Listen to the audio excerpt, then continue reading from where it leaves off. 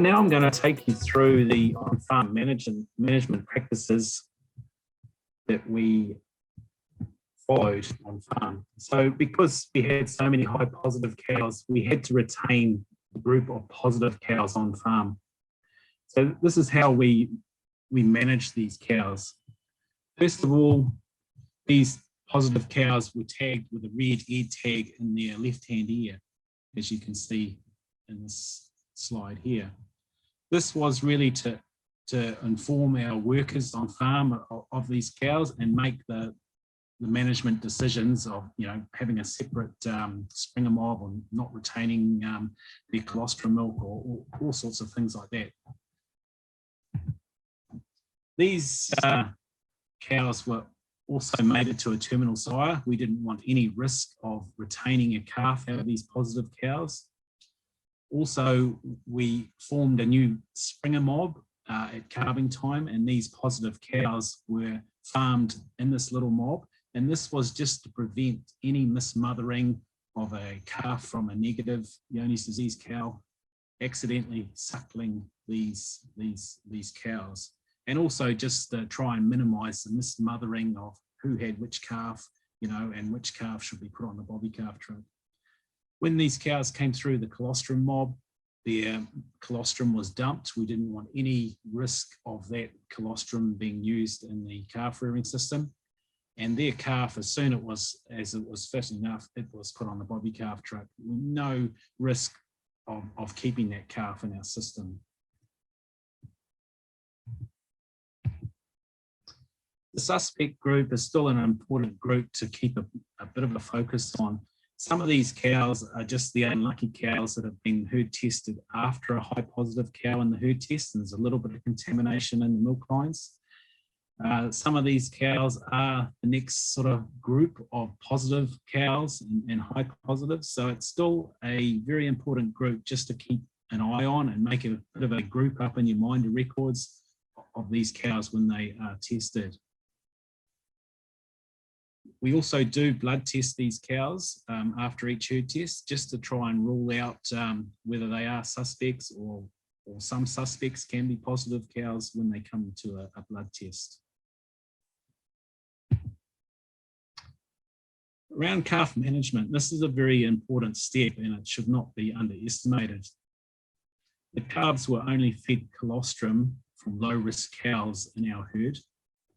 And after 4 or 5 days of being fed colostrum, we moved them across onto a high-quality milk powder replacement.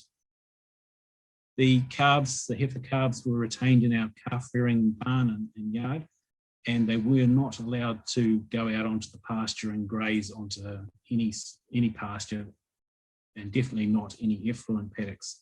So these calves were sort of raised up to about 60, 70 kilos in weight before they were moved onto our runoff, which we class as a lower risk sort of an enterprise.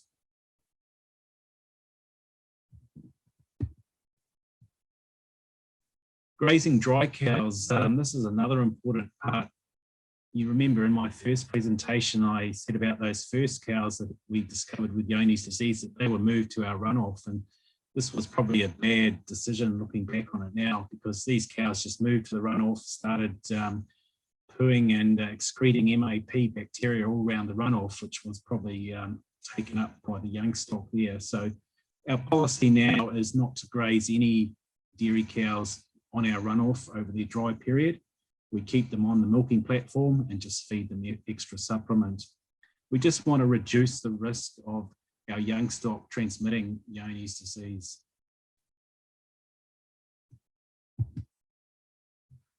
At the end of the trial period in 2016, we were sort of happy with the results that we'd gained through Johne's testing, and we got to a stage where we were seeing little or no evidence of Johne's disease in our herd. For the next 3 years, we didn't do any sort of milk testing for Johne's disease. And it was only in 2019 that we discovered our next case of clinical Johne's disease. And this cow was an 8-year-old, so she got through that really critical younger years of her life. but I guess it was really just a bit of bad luck that she got to that age group and started to show clinical signs of Johne's disease.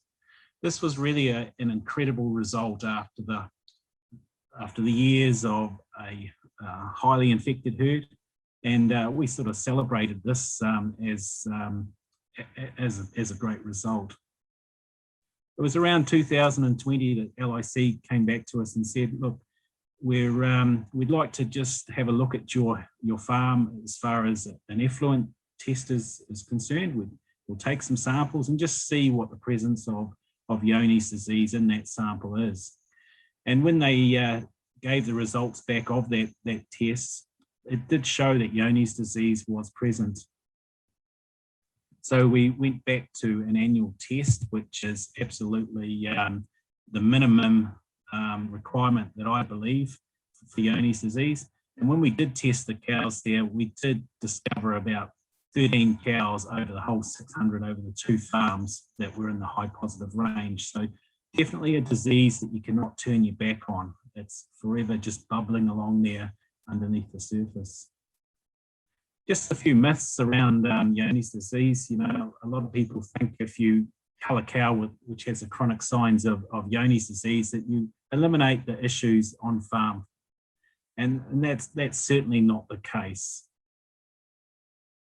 Another myth is around calves that cannot develop Johne's through consuming infected milk. And this is absolutely correct, that they can be infected with Johne's disease through consuming that milk from a infected cow.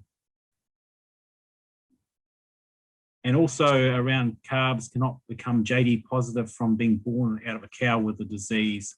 Absolutely, these calves are more than likely to develop Johne's disease from being born from a dam with Johne's.